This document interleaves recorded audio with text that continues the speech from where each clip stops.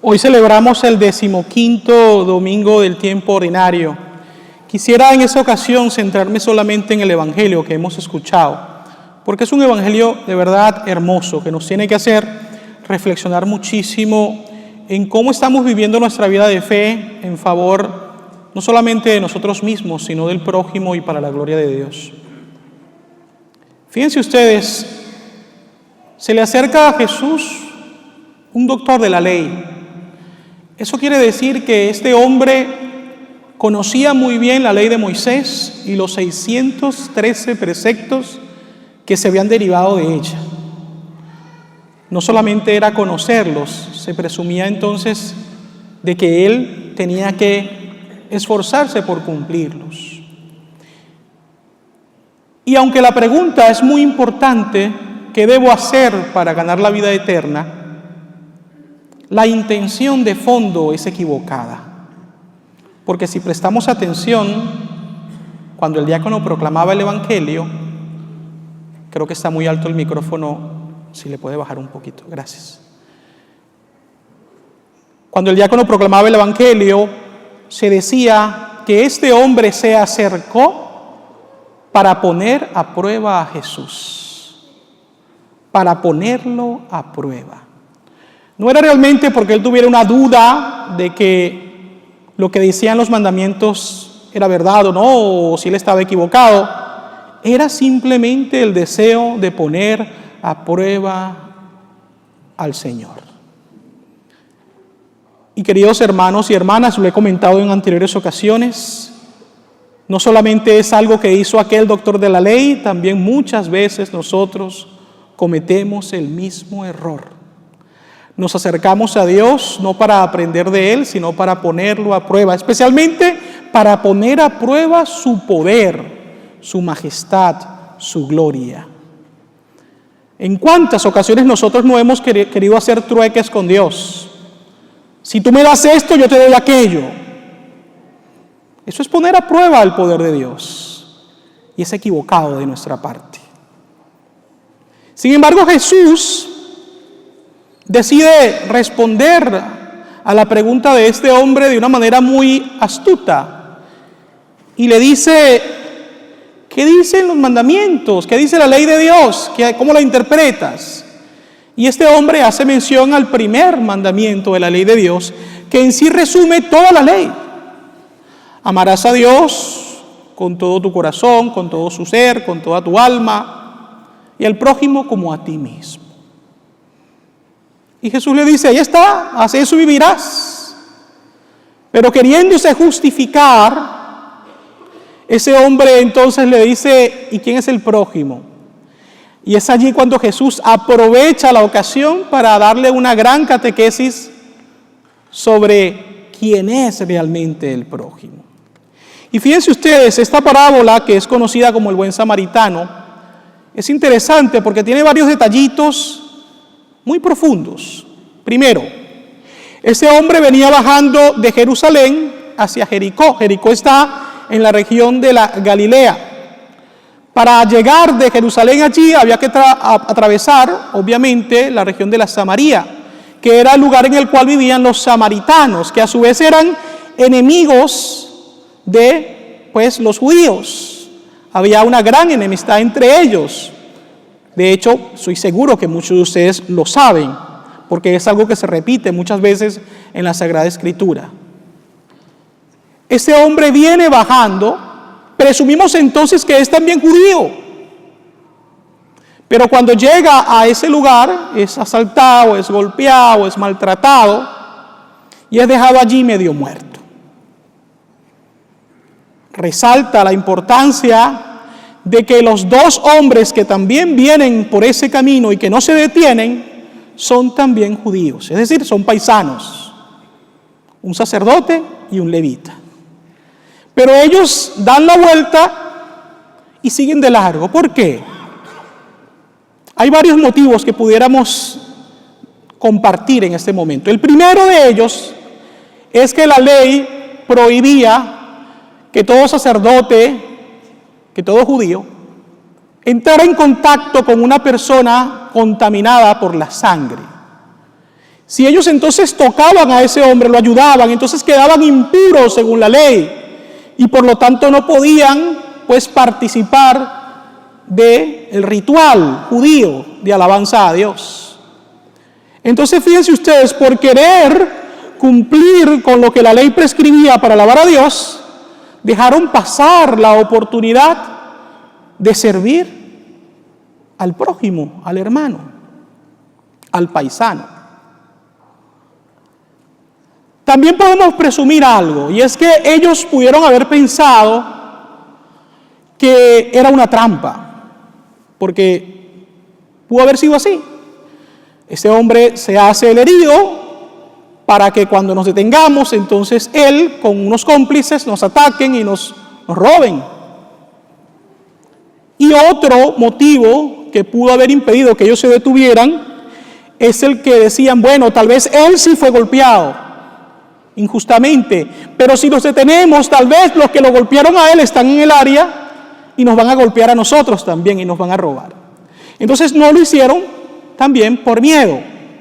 Son algunas de estas interpretaciones que se pueden dar. Pero fíjense ustedes, todo es por el miedo o por la preocupación de lo que les va a pasar a ellos si se detienen. Hace aproximadamente unos 10 meses atrás, yo escuché una reflexión de Martin Luther King. Ustedes saben muy bien que Martin Luther King, pues un gran hombre que luchó mucho por los derechos de las minorías, especialmente afroamericanas, fue asesinado el 4 de abril del año 1968 en un hotel en la ciudad de Memphis, Tennessee. Era pastor bautista. Y algo bien interesante de él era que promovía siempre una lucha, pero con cero violencia, es decir, siempre pacifista. Hay personas que tienden a compararlo mucho con la figura de Gandhi, por ejemplo. Y el día antes de la muerte o del asesinato de Martin Luther King, el día 13 de abril, él dio un discurso muy hermoso. Y el discurso estaba basado precisamente en la parábola del buen samaritano. Y lo que Martin Luther King decía en relación a las personas que trabajaban en la basura, era que él decía, cuando nosotros nos detenemos a ayudar a estas personas marginadas, pobres, y lo hacemos por amor a Dios, estamos haciendo lo mismo que hizo el buen samaritano. Y él decía, el buen samaritano no se quedó pensando en qué le iba a pasar a él si se detenía a ayudarlo a este hombre. El buen samaritano pensó al revés, a la inversa. ¿Qué le va a pasar a él si yo no me detengo? ¿Qué le va a pasar a ese hombre golpeado si yo no me detengo? Qué interesante, ¿no? Cuando nosotros podemos de una u otra manera comenzar a pensar también en el otro antes que nosotros mismos. Queridos hermanos y hermanas, si bien es cierto también que en ocasiones es lógico que nosotros nos sintamos identificados con la figura del buen samaritano, o tal vez con la figura del sacerdote o del levita, también es bueno que nosotros nos veamos reflejados en la imagen de ese hombre golpeado, maltratado, humillado, que yace allí en el camino. Porque nosotros somos ese hombre también. Y fíjense, el buen samaritano que viene a ayudarnos, a limpiar nuestras heridas, a colocarle aceite, que nos lleva a la posada, que cuida de nosotros, que le pide al dueño de la posada que también nos cuide, es Jesús. Es Jesús el que con su sacrificio en la cruz es capaz de reconciliarnos con el Padre, de perdonarnos nuestros pecados y de abrirnos las puertas del reino de los cielos. Es ese Jesús el que funge como buen samaritano, siendo que nosotros por el pecado habíamos caído en enemistad con Dios. Qué interesante. La posada en la cual fue dejado este hombre es ahora la iglesia. Y recuérdense, cuando hablamos de iglesia no nos referimos solamente a la estructura, al templo, sino a la iglesia como dimensión espiritual, como institución divina, en la cual todos nosotros somos protegidos por Dios, somos amados por Dios, y Dios nos fortalece de una manera especial. Por eso les decía que esta parábola tiene tantas enseñanzas, porque nos podemos plantear en cómo estoy viviendo yo la misericordia con los demás y cómo Dios me trata con misericordia cuando yo caigo en el pecado y quedo entonces golpeado, humillado, triste, desolado.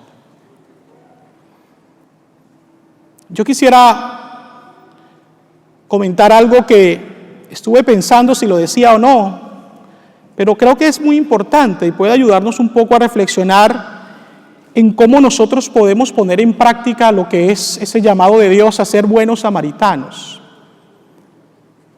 Fíjense ustedes, hace poco más de un año yo me encontraba sirviendo en la parroquia de San Pedro, en la ciudad de Omaha, Nebraska. Y una mañana vimos por la televisión una noticia muy triste. Una oficial de policía del departamento de Omaha, Kerry Orozco, que cuando yo escuché su nombre, me recuerdo muchísimo, pensé que era hispana, que era latina, pero realmente no era así. Ella era anglosajona, Orozco era el apellido de su esposo. Había sido abatida en lo que fue una búsqueda de una persona que tenía una orden de arresto. Esta persona se resistió al arresto, disparó y la mató. ¿Qué fue lo que conmovió a toda la ciudad de Omaha sobre la muerte de esta oficial que estaba sirviendo a la comunidad? Que ella, pocos meses antes, había dado a luz a su primera hija, que fue prematura.